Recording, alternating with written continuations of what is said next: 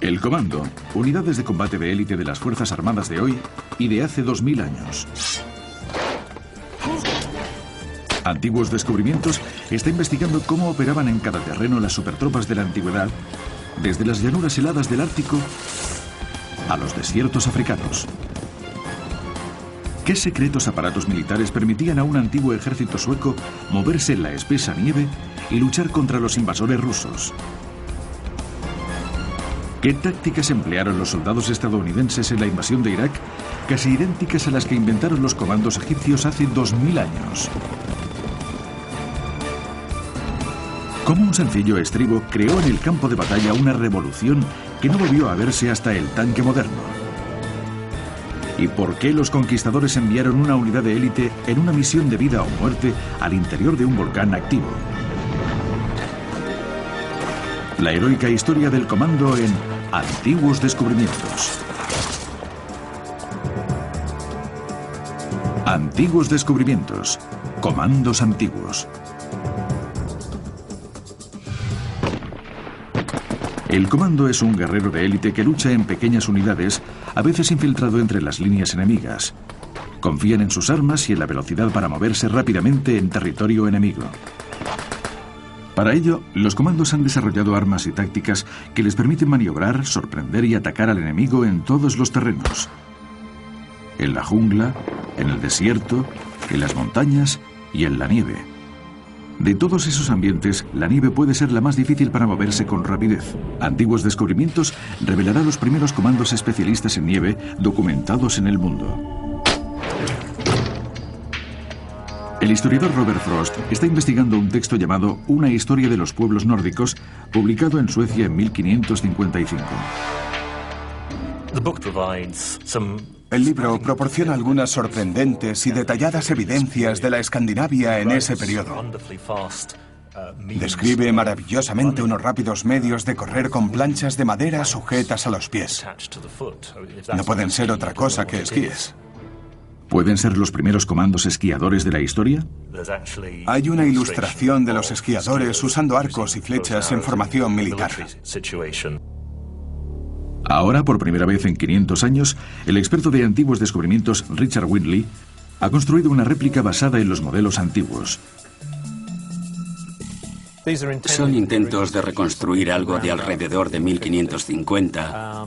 Sabemos que estaban hechos de una sólida pieza de madera. Aparentemente, era un esquí más largo que se sujetaba al pie izquierdo, y el otro esquí, que era más corto, se usaba para darse impulso. Estas zonas elevadas del centro eran por donde se sujetaban a los pies. Se debían de atar a los pies con tiras de piel que se pasaban por estos huecos y luego alrededor del pie. El esquí corto casi siempre tenía una funda, usualmente de piel de reno u otras pieles. Pensamos que la razón para eso es la natural inclinación del pelo, que cuando el esquí avanzaba, se aplana y se desliza muy fácilmente sobre la nieve, pero cuando intentas ir hacia atrás, el pelo se levanta, y eso te permite apalancarte mejor sobre la nieve.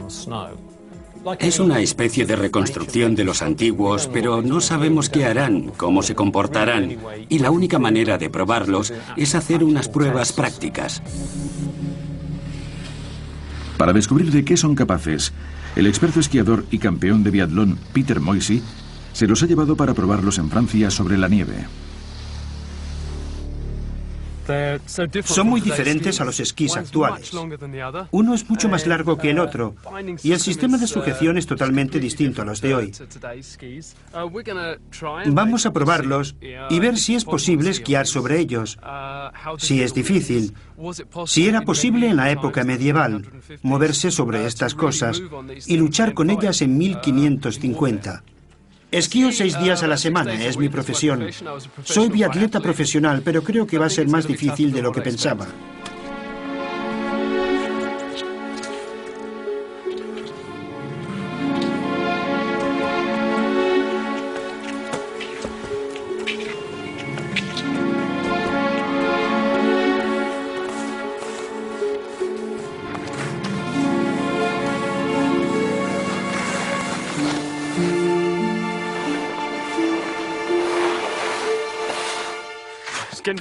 Cada vez van mejor, estupendamente, mucho mejor de lo que esperaba. El forro de piel del esquí es fantástico.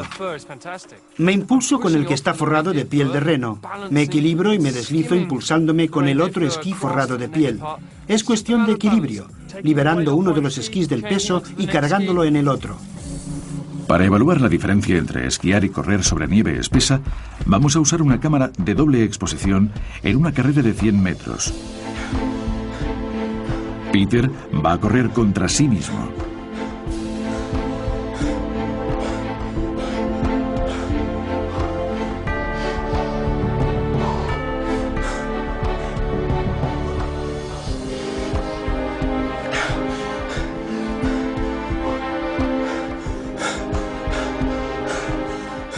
Como ven, estos esquís flotan sobre la nieve. Es una delicia comparada con la caminata. El corazón late mucho más despacio y tienes una sensación maravillosa. Me gusta correr, pero estaría acabado si tuviera que correr sin esquís contra este chico con esos esquís. Seguro que ayudaban al comando por el hecho de que podían esquiar mucho más tiempo sin sentirse muy cansados. Los latidos del corazón no fluctúan. La energía es constante durante el día y se sentirían más fuertes para observar, disparar o lo que tuvieran que hacer. Los esquís permitían al comando llegar más deprisa a su destino. Tampoco se cansaba y los soldados estaban en mejores condiciones para luchar. Y esa habilidad de moverse rápidamente por la nieve permitió que los 1000 comandos suecos defendieran su nación contra 30.000 fuertes invasores rusos que lo superaban 30-1.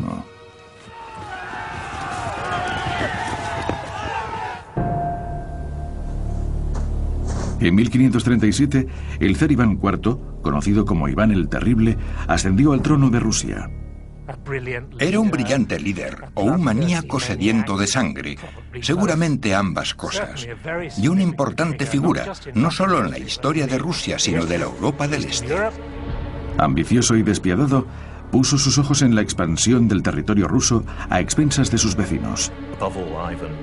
Sobre todo, Iván tenía una clara idea del lugar de Rusia en el mundo y le urgía a extender su poder. En 1555, Iván lanzó una invasión masiva en el territorio vecino conocido como el Istmo de Karelia. Pertenecía al reino rival de Suecia. Cuando los rusos avanzaron por la Karelia sueca, sus fuerzas eran muy numerosas, de varios miles más, mucho más grande que las fuerzas locales suecas. Pero el avance ruso enseguida tuvo dificultades. Una fuerte nevada hizo impracticable un terreno que les era desconocido. Luchando por un denso bosque, con nieve espesa y elevaciones de 3 metros, muchos quedaron separados de sus compañeros. De repente, empezaron a recibir disparos de tiradores invisibles. Los registros describen que el enemigo, las tropas locales suecas, apareció de la nada y se movió sigilosamente por la nieve, disparando flechas y separando la vanguardia rusa de la fuerza principal. Cuando los rusos intentaron escapar, sus sigilosos atacantes parecían moverse a una velocidad anormal. Los historiadores creen que la habilidad de los suecos para moverse tan deprisa por la nieve se debía a sus esquís. Si había nevado recientemente y era profunda, avanzar podía ser muy difícil, especialmente para las fuerzas de caballería, porque los caballos se hunden en la nieve y no pueden moverse con rapidez. Pero la habilidad para moverse con rapidez es solo la mitad de la historia. El comando también debe ser capaz de luchar cuando llega. Incluso con los esquís aún puestos, requiere fuerza, equilibrio y concentración. ¿Afectará esto a Peter para realizar una segunda tarea, el certero disparo de una flecha? He podido esquiar montaña abajo, en llano, sobre nieve espesa, en terrenos como este, y la última prueba será disparar una flecha. Peter verá si puede esquiar, parar y disparar a 2 blancos en menos de 60 segundos. Esta técnica de disparar y maniobrar es la misma que usan los comandos modernos.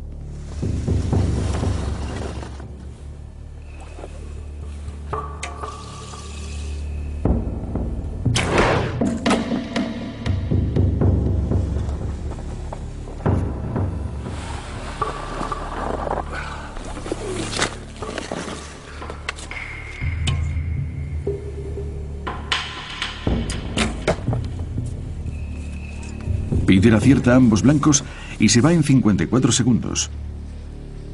Aun cuando ha tenido que detenerse para disparar, se ha movido más deprisa que yendo a pie. Los rusos no tenían ninguna oportunidad con los suecos, que contaban con este fantástico equipo.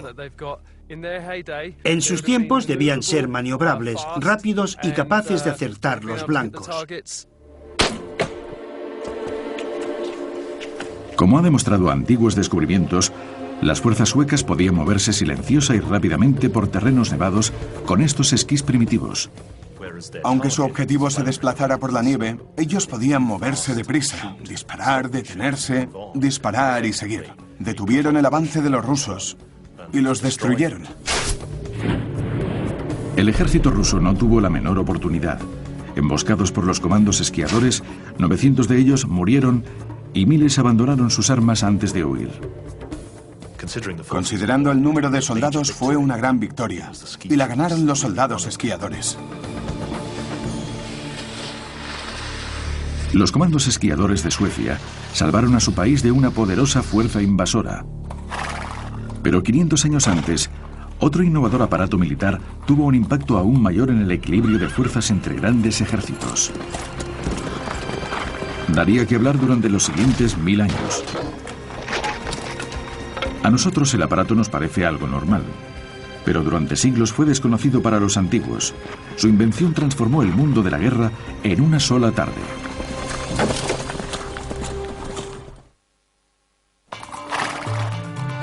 En el siglo XI, un nuevo método de lucha revolucionó la guerra.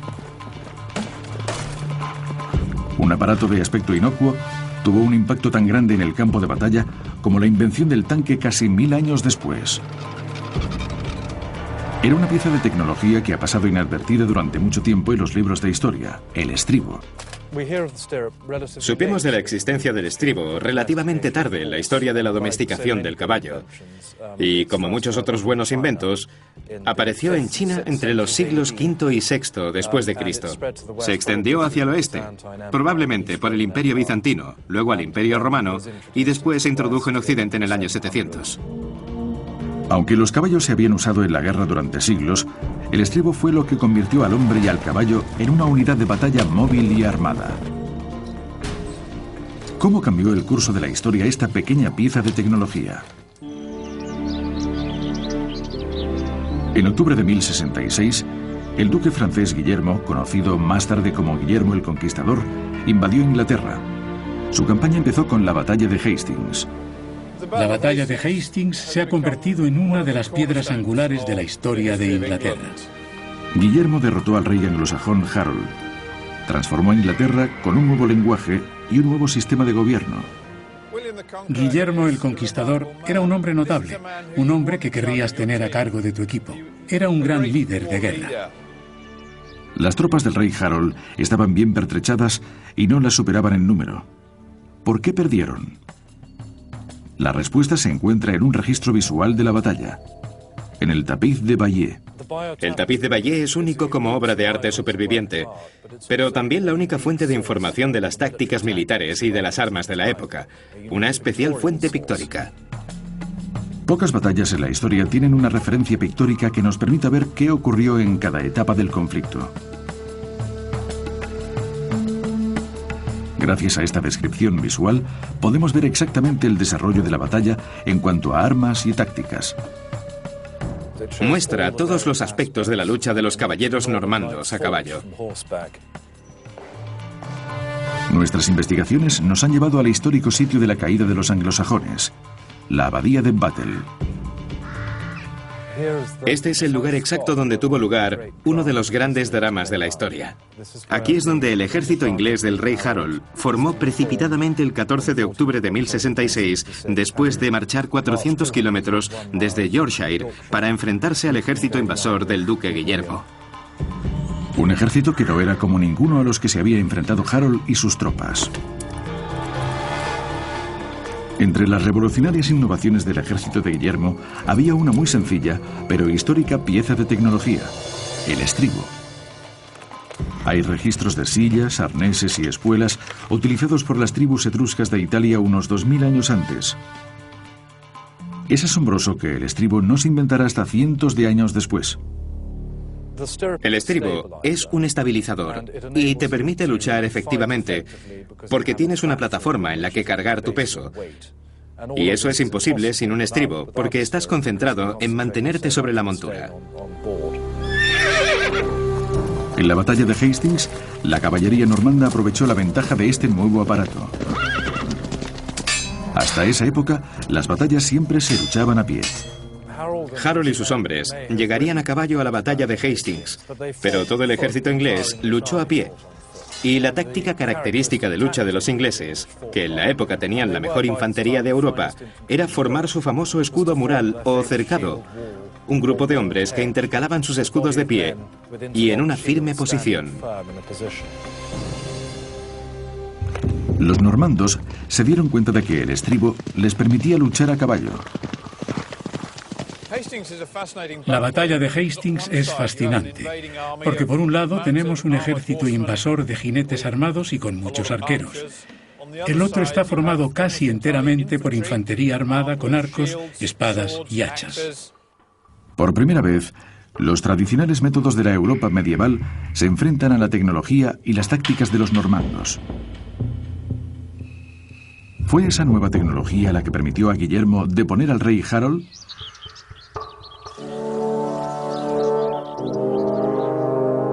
Hemos viajado a Warwickshire, Inglaterra, para trabajar con los expertos jinetes y recreadores de batallas Carl Uday Martínez y Paul Ellis Smith. Ellos investigarán cómo esta pequeña pieza tecnológica nos llevó a una nueva era de la guerra, la carga de choque de la caballería. En el tapiz de Bayeux solo se ve a una minoría de caballeros utilizando una técnica revolucionaria, que es luchar con la lanza en horizontal. Y es una táctica que solo ha sido posible por la invención del estribo. La técnica es sujetar la lanza por debajo del brazo en una posición horizontal y usar el cuerpo del caballero, la lanza y el caballo como un solo proyectil.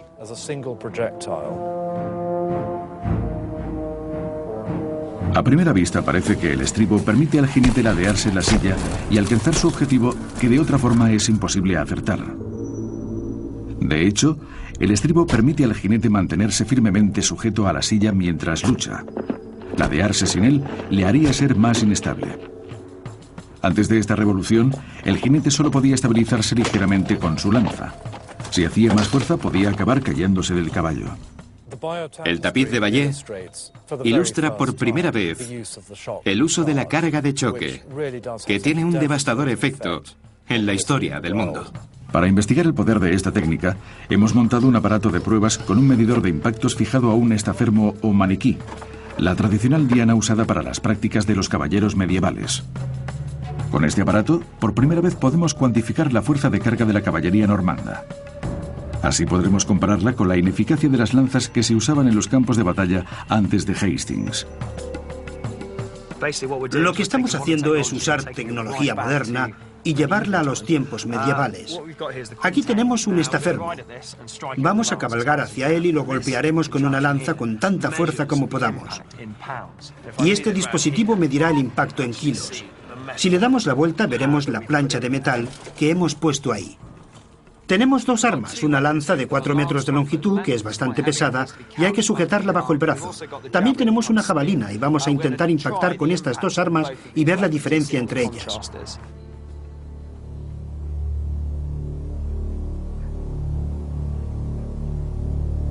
Primero la lanza sin usar estribos, que durante siglos fue el modo normal de ataque.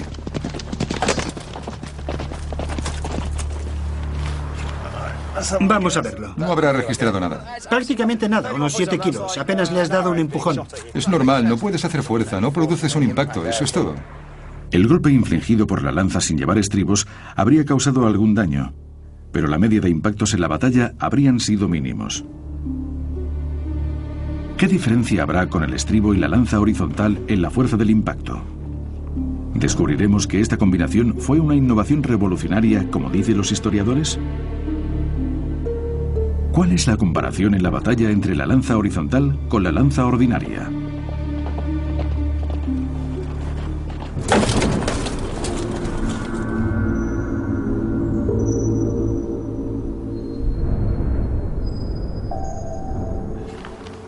1.325 kilos. 1.325, es increíble. Es un impacto enorme. He sentido como una explosión, he notado el golpe del aire. Esta fuerza era el equivalente a ser golpeado por un coche a 115 kilómetros por hora. El estribo transformó al jinete, al caballo y la lanza en una unidad móvil armada capaz de cargar contra cualquier enemigo que encontrara a su paso.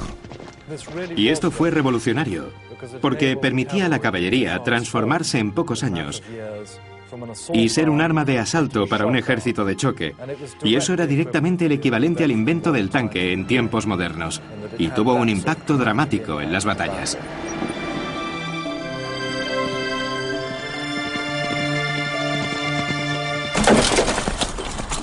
La batalla de Hastings fue el primer ejemplo registrado de una carga de la caballería en una batalla.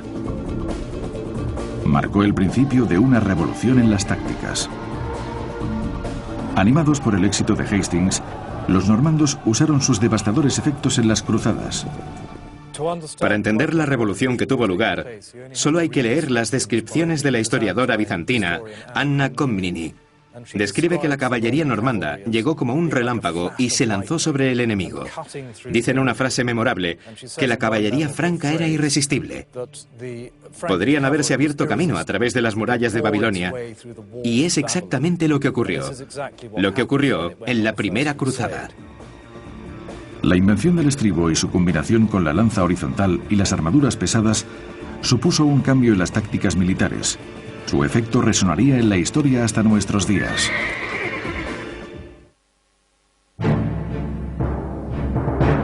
Tal vez los mejores ejemplos de comandos modernos son los paracaidistas.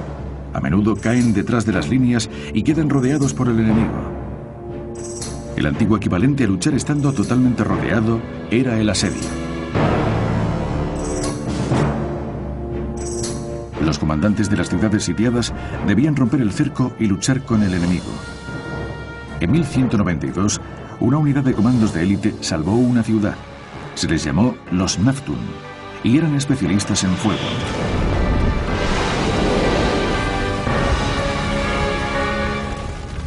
Durante la Tercera Cruzada, en 1190, los invasores cristianos sitiaron la ciudad de Acre.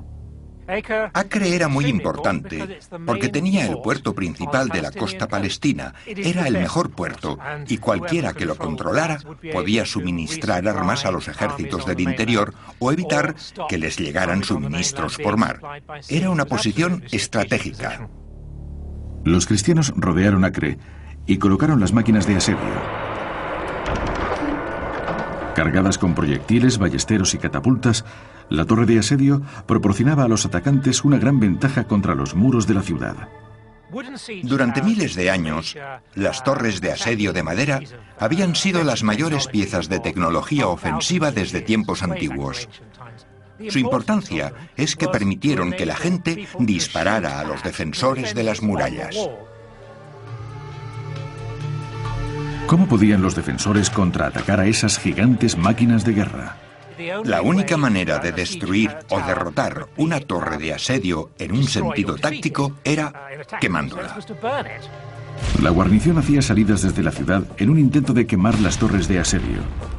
Ninguna de ellas lo conseguía. Parecía que las torres habían sido construidas rudamente, pero eran resistentes al fuego.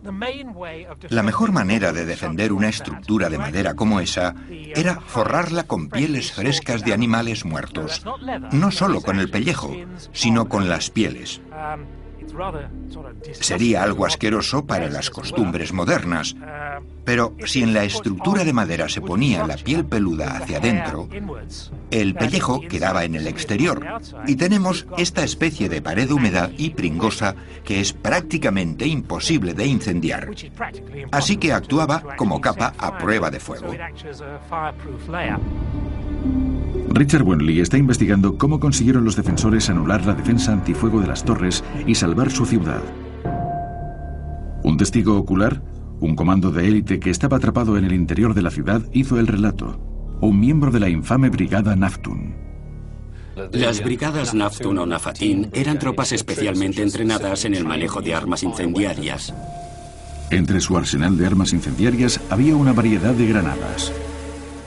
Eran pequeñas vasijas de cerámica similares a esta. La idea común es que probablemente eran granadas de nafta.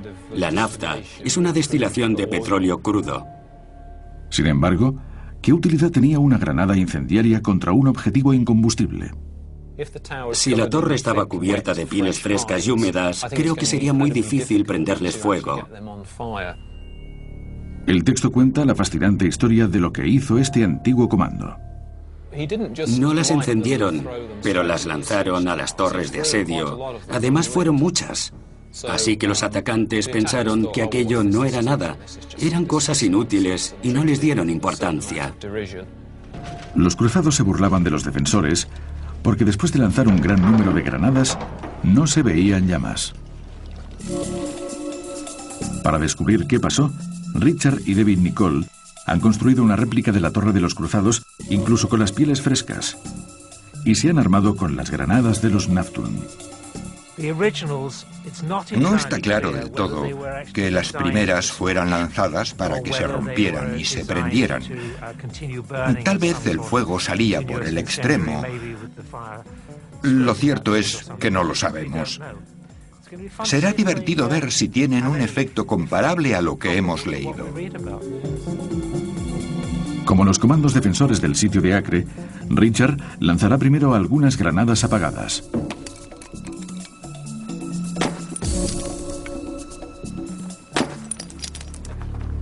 La nafta inflamable de las granadas empapará la torre. Así que cuando impacten las encendidas... Vale, como lo describió. Como se describe, la máquina de asedio se convirtió en un infierno. Esto lo consigue. Las lanzas y dejas que el combustible se extienda y empape toda la máquina, que no se prenda fuego. Pero el vapor entra en la máquina. Luego lo enciendes y el fuego se avivará cada vez más. Cuando el fuego ha prendido, seguirían lanzando tantas granadas como les fuera posible.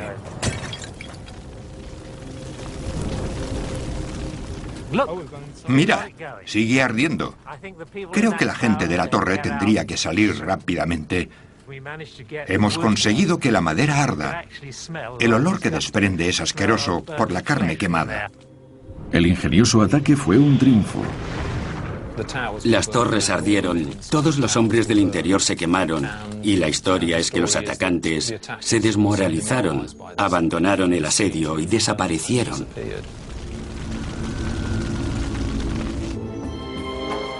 En nuestro siguiente antiguo descubrimiento, revelaremos las similitudes entre las tácticas usadas en los cielos de Oriente Medio, en la reciente guerra de Irak, y los que utilizaba la caballería en los mismos desiertos hace unos 2000 años. Ambas incluyen algo importante en el arsenal de los comandos: el arte del engaño.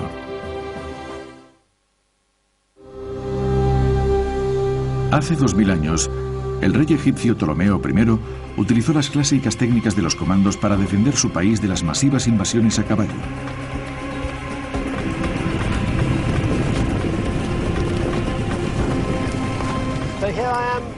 Estoy en el centro de la batalla rodeado por los jinetes árabes. Nosotros solo tenemos 10, pero podemos imaginar que siendo una batalla del mundo antiguo, debía de haber cientos de miles. Y créame, para un hombre a pie era una perspectiva aterradora. Y yo, por supuesto, tendría mi vida literalmente en las manos de un ejército de la época.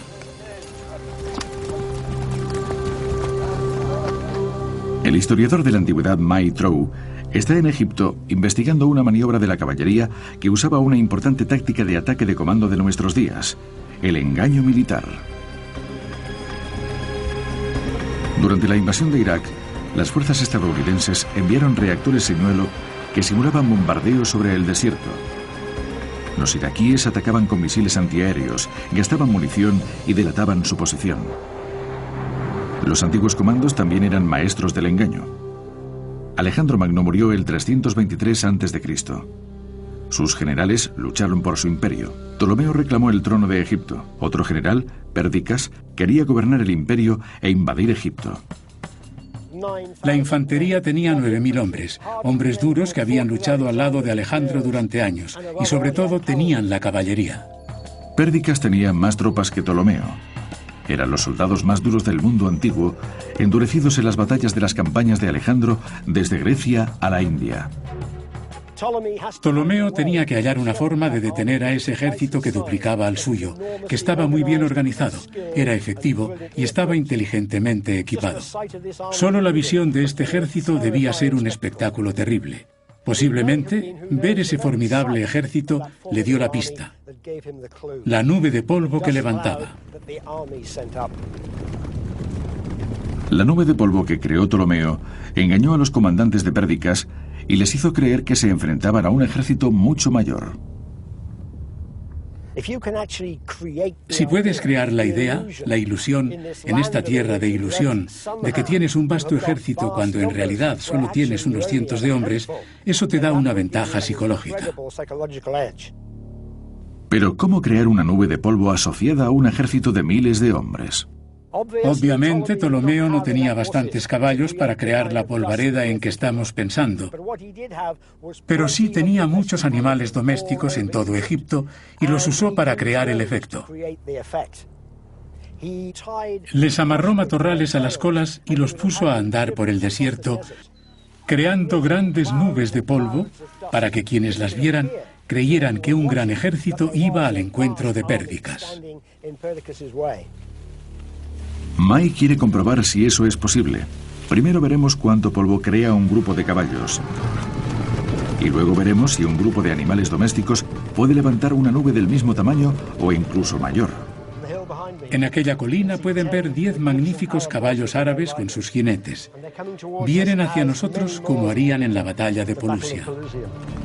El polvo levantado por solo 10 caballos es claramente visible en las arenas. Cuanto más deprisa cabalguen, más polvo levantarán. Serán más aterradores y harán más ruido.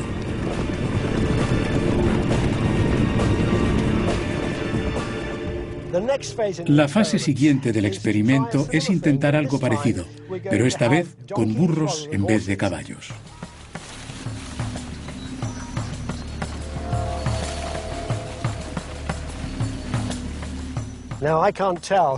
Ahora no sé qué son. No sé qué son. Todo lo que veo es mucho polvo. Por supuesto sé que allí hay 10 burros, pero miren el polvo que han levantado.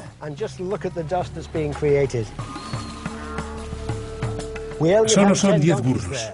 Pero obviamente Ptolomeo tenía muchos más. Imaginen el efecto del polvo que levantarían si multiplicáramos ese número por 20. Ptolomeo pudo haber tenido muchísimos más, un número enorme de animales.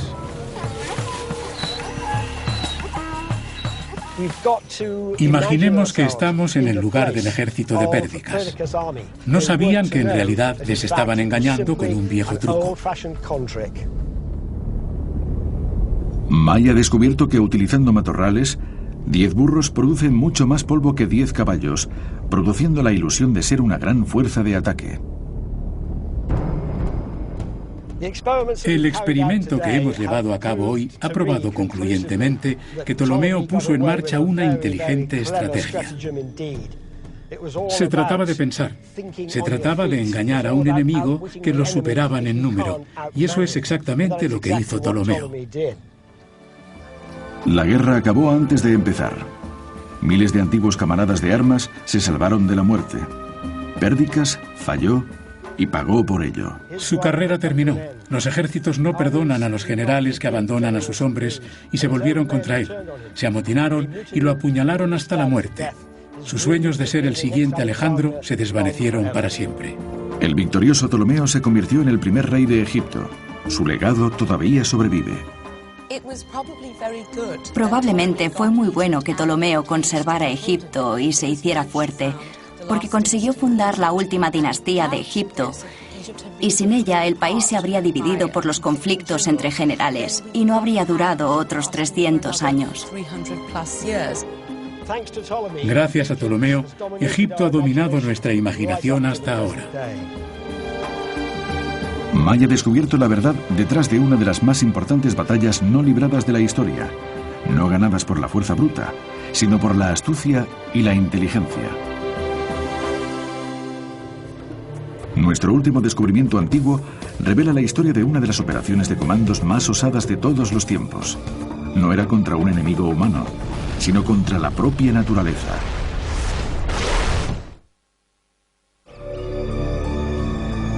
En toda la historia, los hombres han viajado a los confines de la Tierra buscando riqueza y gloria. Pero la humanidad nunca ha visto nada tan osado como aventurarse en las profundidades del infierno. Antiguos descubrimientos revelan qué impulsó a un grupo de comandos de élite a penetrar donde ningún hombre se atrevería, en el interior del cráter de uno de los volcanes más volátiles. 19 años después de que Colón descubriera América, un pequeño grupo de españoles, conocidos como los conquistadores, lucharon con los nativos aztecas para hacerse con el control de Centroamérica. Fue una campaña que destruyó toda una civilización y cambió para siempre la faz del continente. México era un territorio inmenso, sin descubrir, donde pensaban que iban a encontrar lo que buscaban: oro. Liderados por el español Hernán Cortés, el celo religioso y el deseo de riquezas de los conquistadores inspiró su misión, que realizaron con despiadada determinación. Cortés estaba desesperado por conseguir pólvora, explosivos que le eran necesarios para vencer a los aztecas. Se le estaban acabando y tenía que hacer más. Y para eso necesitaba 3 ingredientes: carbón, salitre y sulfuro. El carbón y el salitre no eran problema, pero necesitaba el sulfuro desesperadamente. El sulfuro se extraía normalmente de las rocas usando unos hornos especiales. Cortés no tenía tiempo ni forma de hacerlos, pero conocía otras fuentes. El sulfuro se encuentra de forma natural en los volcanes activos, producido por los procesos geológicos de las profundidades del subsuelo, y se deposita alrededor de los manantiales calientes llamados fumarolas. Pero las fumarolas se encuentran principalmente en el interior del cráter. ¿Estaba Cortés tan desesperado como para enviar a sus hombres a traerle sulfuro del propio infierno? Las cartas al rey de España relatan detalladamente la expedición de un grupo de comandos de élite liderados por el oficial Montaño. Era una misión suicida para recoger sulfuro del volcán Popocatépetl. Es uno de los picos más altos de Centroamérica y era objeto de miedo y veneración para los aztecas. El Popocatépetl es un volcán peligroso en sus inmediaciones, si estás cerca, a pocos kilómetros. La zona de seguridad es de 12 kilómetros del cráter, pero entre 4 y 6 kilómetros es extremadamente peligroso, muy peligroso. Queremos experimentar cómo fue para los hombres de Cortés, y para eso tenemos que encontrar otro volcán con condiciones similares a la época de los conquistadores. Al sudeste de México se halla el volcán llamado El Chichón.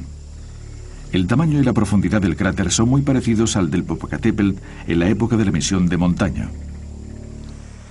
Vamos a caminar por entre una mezcla de jungla, monte bajo y riberas, hasta esas montañas de allí, hasta el interior del cráter del volcán. Y solo llevamos el equipo necesario para hacer un documental para televisión. Los conquistadores necesitaban armas, armaduras, todo el equipo para llegar ahí.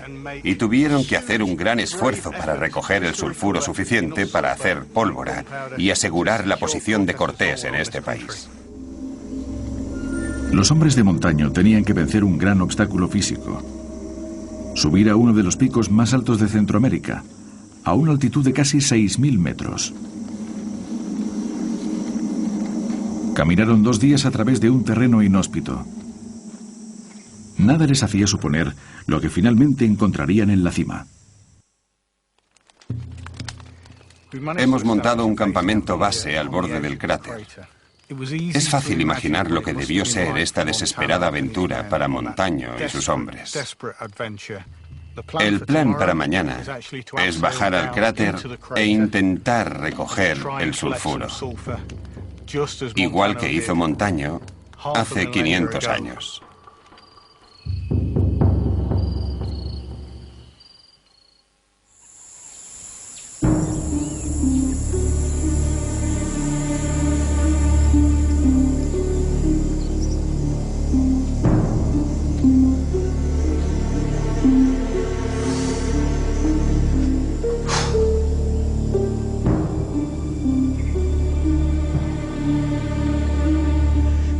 Solo hay una palabra para esto: impresionante.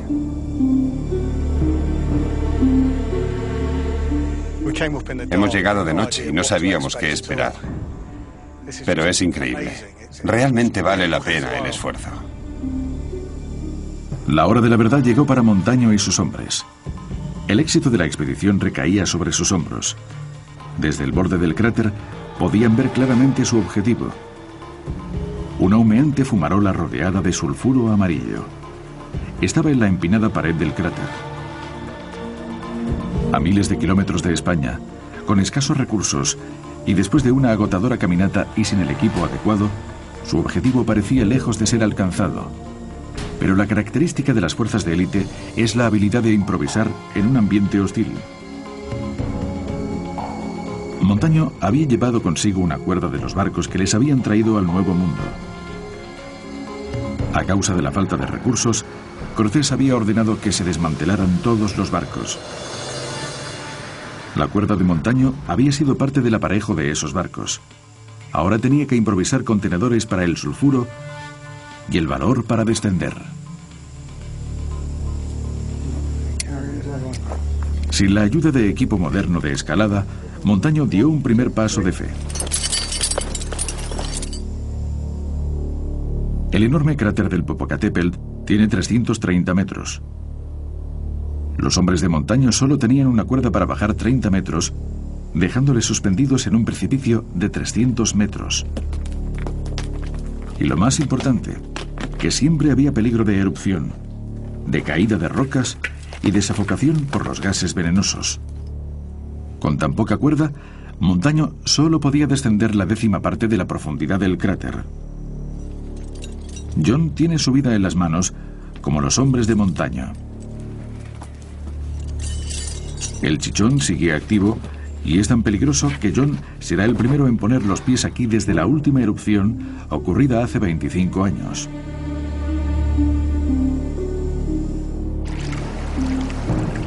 Los respiraderos del interior del cráter despiden gases calientes y agua hirviendo. Algunos humos pueden ser mortales, pero también producen el sulfuro amarillo que Montaño necesitaba tan desesperadamente. Como no querían permanecer allí más de lo necesario, los antiguos comandos de Montaña recogieron rápidamente la asombrosa cantidad de 70 kilos de sulfuro. Son suficientes para hacer 1.200 kilos de pólvora. Una gran cantidad. Eran suficientes para todos los artilleros de Cortés, que tenía 80 hombres con mosquetes, y cada uno de ellos tenía suficiente pólvora para 350 disparos, lo bastante para asegurar su posición en México y completar la conquista. Bien armados y con su ventaja tecnológica asegurada, poco podía detener a los hombres de Cortés. En pocos días fue destruida la población azteca y pusieron de rodillas su gran imperio. Aunque no pueda estar de acuerdo con lo que los conquistadores hicieron en México, no puedo más que sentir una total admiración y respeto por Montaño y sus hombres. La heroica misión de Montaño, entrar en el cráter de un volcán activo, se convirtió en una leyenda. Fue uno de los puntos clave para que Cortés conquistara México. Hoy, México es el país de habla hispana más populoso del mundo. El sulfuro que encontró Montaño cambió la faz de un continente. Los antiguos comandos se enfrentaban a la muerte en las duras condiciones en las que servían los soldados. Enfrentados a situaciones imposibles, utilizaron la inventiva y la genialidad para superar las adversidades. Desde las tropas esquiadoras del antiguo Ártico al polvo levantado por los guerreros en el desierto del antiguo Egipto, las armas y las tácticas de los antiguos comandos se siguen usando por los soldados modernos para luchar e imperar.